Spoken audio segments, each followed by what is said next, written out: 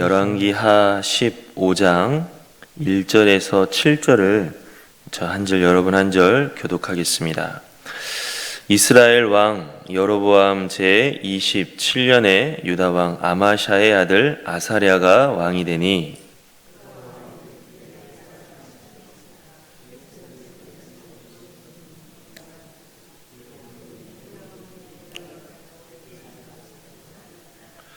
아사랴가 그의 아버지 아마샤의 모든 행위대로 여호와 보시기에 정직히 행하였으나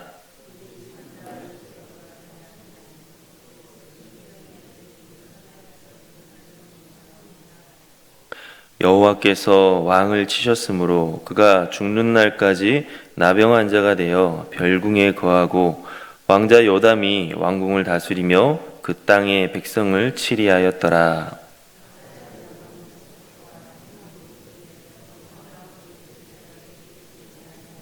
함께 읽겠습니다. 아사랴가 그의 조상들과 함께 잠에 다윗성에 그의 조상들과 함께 장사되고 그의 아들 요담이 대신하여 왕이 되니라. 아멘. 오늘 말씀에 나온 남유다의 왕은 아사랴입니다. 이 아사랴는 우리가 우시야라고 하는 이름으로 더 잘 알려져 있습니다. 열왕기 하에는 아사랴와 우시야라는 이름이 번갈아 나오고 있는데 역대하와 예언서들을 보면 우시야라고만 나옵니다. 아마 아사랴는 태어날 때 붙여진 본명이고 우시야는 왕으로 즉위할 때 붙여진 왕명이지 않을까 그렇게 추정도 하고 있습니다. 1절을 보면 여로보암 2세가 북이스라엘을 다스릴 때 아사랴가 남유다를 다스리기 시작했다라고 했습니다. 여로보암 2세가 북이스라엘의 번영을 가져온 것처럼 아사랴도 남유다를 흥왕하게 한 왕이었습니다. 여로보암 2세도 41년이라는 긴 시간 동안 나라를 다스렸는데 2절을 보니까 이 아사랴도 52년이라는 더 긴 시간 동안 나라를 다스렸다라고 했습니다. 우리 오늘 함께 읽은 말씀 바로 앞장인 열왕기하 14장 22절을 우리 같이 한번 읽어보도록 하겠습니다. 열왕기하 14장 22절 아마샤가 그의 조상들과 함께 잔 후에 아사랴가 엘랏을 건축하여 유다에 복귀시켰더라. 여기에서 이 아사랴의 행적이 나오는데 엘랏을 건축했다라고 했습니다. 이 엘랏은 이 에돔 아래에 홍해 연안에 있는 항구로 이것을 차지했다라고 하는 것은 아사랴가 다스렸던 남유다가 에돔까지 지배력을 행사할 정도로 국력이 강했다는 것이고 항구를 차지해서 국제 무역을 통해서 부를 쌓을 수 있었다라고 하는 것을 알 수 있습니다. 이렇게 아사랴는 남유다를 흥왕하게 하는 유능한 왕이었는데 역대하 26장을 보면 더 많은 업적들이 기록되어 있습니다. 그리고 아사랴는 이렇게 인간적으로도 유능했지만 3절을 보면 하나님 보시기도 정직히 행했다라고 하면서 하나님 앞에서도 긍정적인 평가를 받았던 왕이었습니다. 오늘 말씀 바로 다음에 이제 북이스라엘의 왕들의 행적이 쭉 이어지는데 그것을 보면 아사랴가 다스렸던 그 통치 시기에만 해도 무려 5명의 왕이 북이스라엘에서 세워졌습니다. 이렇게 남유다는 아사랴라고 하는 한 왕이 다스리던 시기에 북이스라엘에는 5명의 왕들이 세워지는 이유는 계속해서 반란이 일어났기 때문입니다.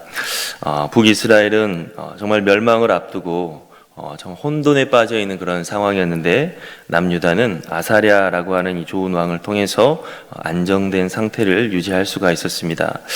그런데 오늘 말씀 보니까 5절에 갑자기 이 아사랴 왕의 나병에 걸렸다라고 했습니다. 우리 한번 5절 말씀 다 같이 한번 읽어보겠습니다. 5절 여호와께서 왕을 치셨으므로 그가 죽는 날까지 나병 환자가 되어 별궁에 거하고 왕자 요담이 왕궁을 다스리며 그 땅의 백성을 치리하였더라. 지금까지 살펴봤던 것처럼 아사랴는 남유다를 안정시키고 발전시킨 좋은 왕이었는데 갑자기 나병에 걸리게 됐습니다. 그것도 여호와께서 치셔서 그랬다라고 했습니다. 이렇게 좋은 왕에게 왜 이렇게 끔찍한 일이 생겼을까 싶습니다. 그런데 그 이유를 알고 봤더니 그것은 그의 교만이 가져온 하나님의 심판이었습니다.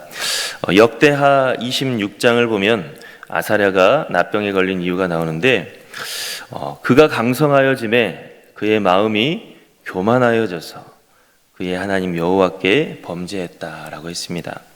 어떤 죄를 지었느냐? 성전에 들어가서 제사장이 해야 할 일인 향단에 분향하는 일을 이 왕이 직접 하려고 했습니다. 그러니까 이때 대제사장의 이름도 왕의 이름과 똑같은 아사랴였는데 이 대제사장이 급하게 왕을 제지했습니다. 우시하여 여호와께 분향하는 일은 왕이 할 바가 아니요 오직 분향하기 위해 구별함을 받은 아론의 자손 제사장들이 할 바니 성소에서 나가소서.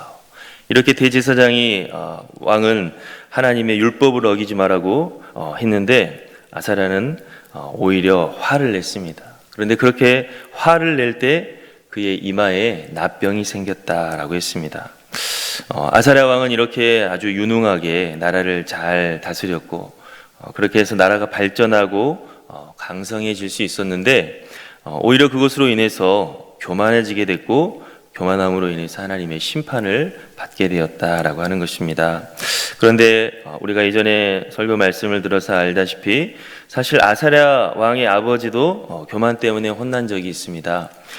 열왕기하 14장을 보면 아사랴 왕의 아버지인 아마샤 왕도 에돔에서 큰 승리를 거둔 다음에 그 승리에 자신감이 넘쳤는지 북이스라엘에게도 싸움을 걸었습니다.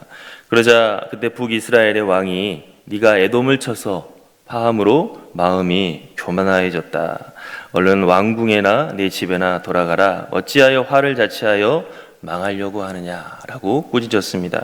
그렇지만 자만해진 아마샤 왕이 끝까지 북이스라엘과 싸우려고 들었고 결국에는 패배해서 자신도 포로로 잡히고 수도인 예루살렘도 함락당해서 온갖 보물도 빼앗기고 사람들도 포로로 잡히게 됐습니다.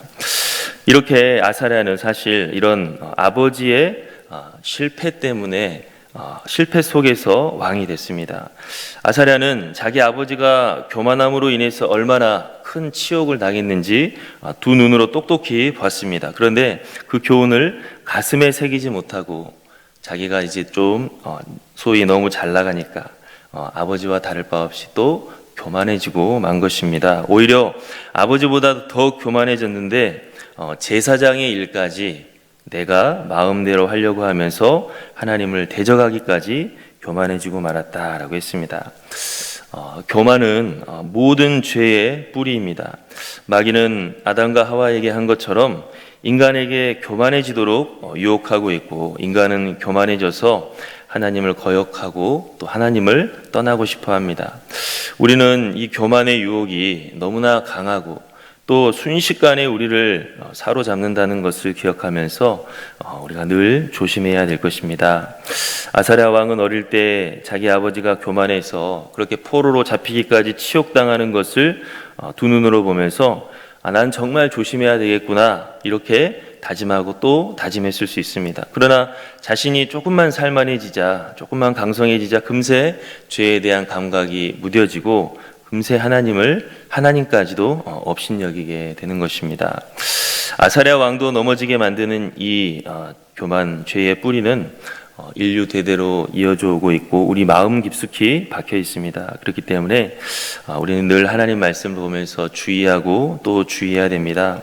그렇지 않으면 언제 우리의 교만이 튀어나와서 하나님과의 관계를 망가뜨리고 또 그로 인하여서 우리의 삶을 망가뜨릴 수가 있게 되기 때문입니다. 오늘 아사랴 왕이 정말 잘 나갈 때 나병에 걸리게 된 이것을 보면서 우리가 늘 하나님 앞에 겸손히 설 수 있는, 그래서 하나님을 경외하고 하나님보다 앞서지 않도록 힘쓸 수 있는 우리 모두가 될 수 있기를 바랍니다. 때때로 하나님께서는 이 뿌리 깊은 죄를 깨닫게 하고 또 이 뿌리 깊은 죄를 뽑기 위해서 고난을 허락하기도 합니다. 오늘 말씀에서도 아사랴 왕이 납병에 걸린 게 그의 교만에 대한 하나님의 심판이라고 했습니다. 물론 그렇다고 모든 병이 다 죄로 인한 것이라고 우리가 생각해서는 안 됩니다. 요한복음 9장에 보면 날 때부터 맹인된 사람을 가리켜 예수님께서는 어느 누구의 죄 때문에 되는 것이 아니라 하나님의 일을 나타내고자 합니다. 한마디로 저 병은 어떤 사람의 죄 때문이다 라고 쉽게 말할 수 없고 하나님의 또 다른 섭리 속에 있다라고 하는 것을 알려줬습니다. 또 누가복음 14장에 보면 망대가 무너져서 몇 사람이 죽었는데 예수님께서 말씀하시기를 저 망대가 무너져서 깔려서 죽은 사람이 다른 사람보다 더 죄가 많아서 저런 불상사가 당했는 줄 아느냐? 아니다. 너희들은 다만 저걸 보면서 회개하라. 회개하지 않으면 망한다라고 하는 교훈만 받아라 라고 했습니다. 그래서 우리가 예수님의 이 말씀처럼 다른 사람의 질병을 보면서 또 내 질병을 보면서 우리가 죄가 많다고 쉽게 단정짓고 비난하고 자책해서는 안 될 것입니다. 하지만 때때로 이렇게 질병을 포함한 고난은 우리로 하여금 인간의 연약함을 상기시키는 기능을 하는 것은 사실입니다. 고난은 우리로 하여금 과거를 돌아보고 자신을 돌아보게 합니다. 또 고난은 우리가 하나님 앞에서 교만한 마음을 내려놓고 겸손하게 합니다. 5절에 보면 아사랴 왕이 납병에 걸려서 남은 일생을 별궁에서 살았다라고 했습니다. 그래서 왕자인 요담이 아버지를 대신해서 대리청정을 했다라고 했는데 아사랴 왕이 별궁에서 남은 인생을 그렇게 쓸쓸히 지내면서 어떤 생각을 하면서 살았을까요? 아무래도 지난날에 대해서 후회하고 하나님 앞에 회개하는 삶을 살지 않았을까 싶습니다. 혹시 우리도 고난이 닥치면 하나님 앞에 겸손해질 수 있는 기회로 삼아야 될 것입니다. 고난의 원인과 이유를 우리가 다 알 수 없다 할지라도 고난은 우리를 겸손하게 만들고 하나님을 바라보게 만듭니다. 그래서 고난으로 인해서 우리가 겸손해지고 하나님을 바라보게 된다면 오히려 우리에게 고난은 참 생명을 가져다 두고 참 복을 가져다 주는 유익이 된다라고 하는 것입니다. 오늘 이 아사랴를 통해서 우리는 뿌리 깊은 죄의 모습을 보았습니다. 우리도 정말 어느 때 무뎌질지 모르고 어느 때 이 죄의 유혹에 빠질지 모르기 때문에 늘 안심하지 말고 자만하지 말고 겸손하게 자신의 연약함을 알고서 늘 하나님의 은혜를 구하며 하나님의 은혜를 의지하면서 살아갈 수 있는 저와 여러분들이 될 수 있기를 간절히 바랍니다. 우리 함께 기도하겠습니다. 사랑의 하나님 아버지 감사합니다. 오늘 아사랴 왕의 이 모습을 보면서 하나님 저희들도 반복되는 실수 또 아버지 하나님 뿌리 깊은 죄의 유혹에 대해서 함께 묵상해 보았습니다. 하나님 우리도 어려울 때는 하나님을 겸손하게 바라보지만 조금만 살만하거나 조금만 강해지면 교만하여져서 하나님까지도 우리가 업신여기는 그러한 죄악 가운데 빠질 수 있는 허물 많고 연약한 존재임을 고백합니다. 아버지 하나님 성령께서 이런 우리의 연약함을 아시오니 늘 올바른 길로 인도하여 주시옵소서. 우리로 하여금 깨닫게 하시고 혹시나 하나님께서 우리를 섭리 가운데 고난 가운데 깨닫게 할 때 하나님 아버지 마음 가운데 실망과 자책에 빠지지 않게 하시고 오히려 그것을 기회 삼아 하나님을 더 바라볼 수 있는 그래서 더 유익의 길을 걸을 수 있는 하나님의 백성들이 다 되게 도와 주시옵소서. 함께 하실 줄로 믿사오며 예수님의 이름으로 기도하옵나이다. 아멘.